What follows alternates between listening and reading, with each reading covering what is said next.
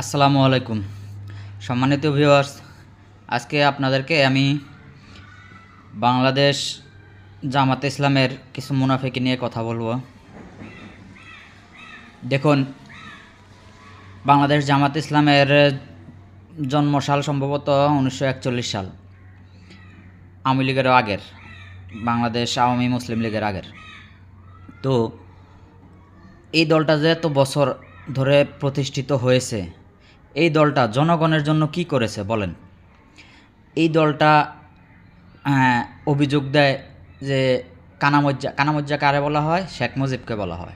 তো এই কানামজ্জা দেশের এই ক্ষতি করে দিয়ে গেছে, তাই জামাত ইসলামকে ভোট দিতে হবে। আচ্ছা, তো কানামজ্জা এই করে দিয়ে গেছে, তো জামাত ইসলামের ক্রেডিট কোথায় এখানে? কানামজ্জা দেশের মধ্যে দুর্ভিক্ষ লাগিয়ে দিয়ে গেছে, কানামজ্জা দেশের অনেক মানুষকে হত্যা করে গেছে, বা কানামজ্জা ফ্যাসিস্ট শাসন ব্যবস্থা কায়েম করেছে। তো এখানে জামাতের ক্রেডিট কি যে জামাতকে ভোট দিতে হবে? আচ্ছা, তারপরে আসেন বিএনপির কথায়। বিএনপির আমলে দুর্নীতি হয়েছে, বিএনপির আমলে বাংলাদেশ অনেক ক্ষতিগ্রস্ত হয়েছে, বা বিএনপির নেতাকর্মীরা চাঁদাবাজি করে, বিএনপির নেতাকর্মীরা লুটপাট করে, বিএনপির নেতাকর্মীরা দখলবাজি করে। আচ্ছা, বুঝলাম। তো বিএনপির নেতাকর্মীরা এত সব অকারেন্স করে, তো এই ক্ষেত্রে জামাতের ক্রেডিট কি যে এইসবের কারণে জামাতকে ভোট দিতে হবে?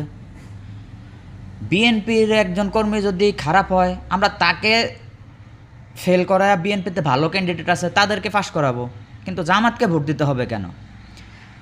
এই যে এত বছর ধরে, এতটা সময় ধরে, এতগুলো যুগ ধরে জামাত ইসলাম বাংলাদেশে প্রতিষ্ঠিত হয়েছে, তারা তো ইসলামের নাম বিক্রি করে বাংলাদেশে চলে। তো দেখেন, এই যে বাংলাদেশে 68,000 গ্রাম আছে, এই 68,000 গ্রামের মধ্যে জামাত ইসলাম কি একটা মসজিদও প্রতিষ্ঠা করেছে?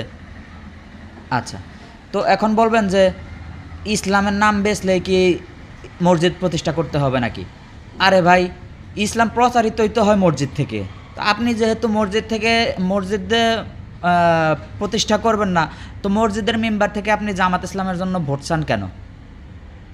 তখন কেন ইসলামের দোহাই দিয়ে মসজিদের মেম্বার থেকে জামাতের পক্ষে প্রচারণা চালান? আচ্ছা, আপনারা এত বড় একটা সংগঠন হয়ে, সারা দেশব্যাপী আপনাদের সংগঠন আছে, সারা বাংলাদেশে একটা মসজিদ করতে পারলেন না? তাহলে ওই যে ফারুক ত্রিপুরা, যিনি মুসলিম হয়েছিল ভিন্ন ধর্ম থেকে, তিনি কিভাবে আপনার পাহাড়ি অঞ্চলে মসজিদ প্রতিষ্ঠা করতে গিয়ে শহীদ হয়েছিল? তিনি কি ইসলামের জন্য কাজ করেননি? তিনি ইসলামের জন্য জীবন দিয়েছেন, অথচ আপনারা সারা জীবন ইসলামের নাম বিক্রি করে গেলেন। ওই ফারুক ত্রিপুরার একটি পায়ের নখের যোগ্যতা আপনারা হয়ে উঠতে পারলেন না।